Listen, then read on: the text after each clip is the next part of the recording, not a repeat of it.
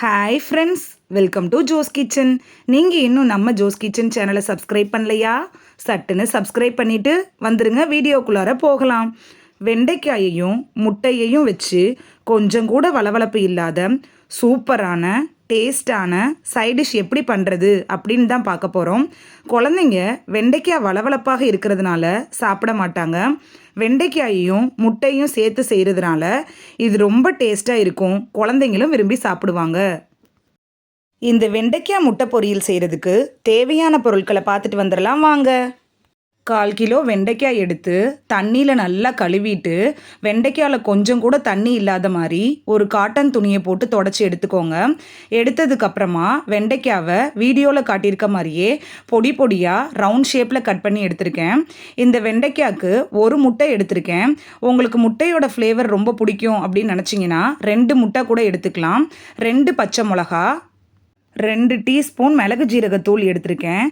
தாளிக்கிறதுக்கு கடுகு உளுத்தம்பருப்பு, 2 பெரிய வெங்காயத்தை தோல் நீக்கிட்டு தண்ணியில் போட்டு கழுவிட்டு பொடியாக நறுக்கி வச்சுருக்கேன். வாங்க இப்போ வெண்டைக்காய் முட்டை வச்சு செய்யக்கூடிய இந்த சைட் டிஷ்ஷை செஞ்சு எடுத்துகிட்டு வந்துடலாம்.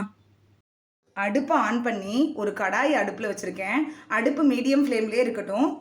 பொடியாக நறுக்கி வச்சுருக்க வெண்டைக்காவை இப்போ வாணலியில் சேர்த்துடலாம். நம்ம வெறும் சட்டியில் தான் வெண்டைக்காவை சேர்க்குறோம், எண்ணெய் கொஞ்சம் கூட சேர்க்கலை.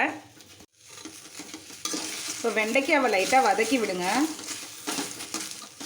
அடுப்பு மீடியம் ஃப்ளேம்லேயே தான் இருக்கணும், இல்லைனா வெண்டைக்காய் கருகிரும்.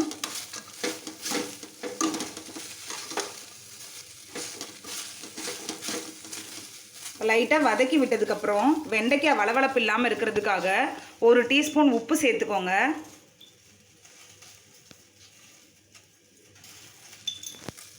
உப்பு சேர்த்துட்டு மறுபடியும் கிளறி விடுங்க.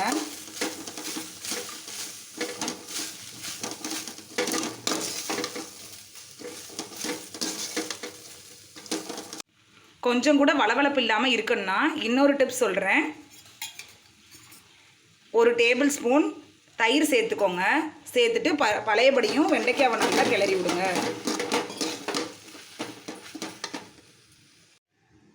தயிர் ஊற்றி ஒரு 2 நிமிஷம் சிம்லேயே வச்சு வதக்குனதுக்கப்புறம் பாருங்கள், வெண்டைக்காய் நல்லா உதிரி உதிரியாக ஆயிடுச்சு.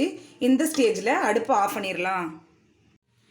வதக்கி வச்சுருக்க வெண்டைக்காவை தாளித்து விடுறதுக்காக அடுப்பை ஆன் பண்ணி ஒரு வாணலி அடுப்பில் வச்சு 2 டேபிள் ஸ்பூன் எண்ணெய் ஊற்றிருக்கேன். எண்ணெய் காயட்டும்.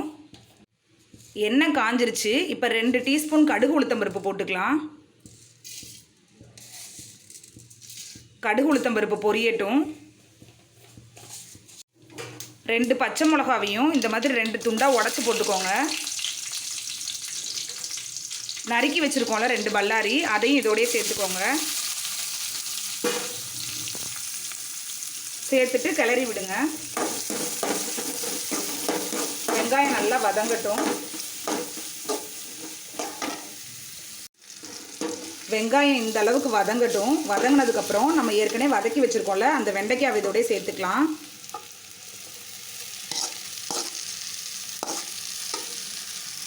வெண்டைக்காவை போட்டதுக்கப்புறம் ஒரு கிளறி விட்டுருங்க. அடுப்பு சிம்லேயே தான் இருக்கணும். நம்ம ஏற்கனவே வெண்டைக்காவை வதக்கணும்ல, அதுலேயே 3/4 பதம் வெந்துருச்சு. இப்போ ஒரு 2 நிமிஷம் மட்டும் அடுப்பில் இருக்கட்டும். வெண்டைக்காவும் வெங்காயமும் நல்லா வதங்கினதுக்கப்புறம் எடுத்து வச்சுருக்க 2 டீஸ்பூன் மிளகு ஜீரகத்தூளையும் சேர்த்து நல்லா வதக்கி விட்டுக்கலாம்.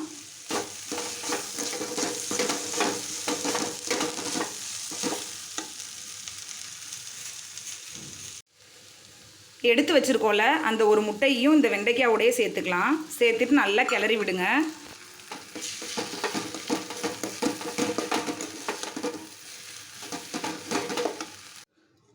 முட்டை சேர்த்து ஒரு 2 நிமிஷம் வதக்கி விட்டதுக்கப்புறம் வெண்டைக்காய் முட்டை எல்லாம் சேர்ந்து எப்படி உதிரி உதிரியான சைடிஷ் கிடச்சிருக்கு பாருங்கள்.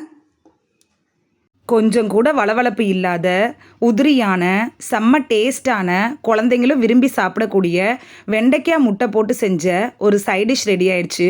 வெண்டைக்காவை எப்பொழுதும் ஒரே மாதிரி செய்யாமல் இது மாதிரி ஒரு முறை செஞ்சு பார்த்துட்டு எப்படி இருந்துச்சுன்னு கமெண்ட் பண்ணுங்கள். வெண்டைக்காய் வதக்கிறப்பையே நம்ம உப்பு சேர்த்துட்டோம், அதனால வெண்டைக்காய் பொரியல் பண்ணுறப்ப நம்ம உப்பு சேர்க்கல. இந்த சைடிஷை மத்தியானம் லஞ்சுக்கு தான் நம்ம வீட்டில் செஞ்சோம். ஆனால் செஞ்ச உடனே சைடிஷ் காலி ஆயிடுச்சு. இந்த வீடியோ உங்களுக்கு பிடிச்சிருந்துச்சுன்னா லைக் பட்டனை தட்டி விடுங்க.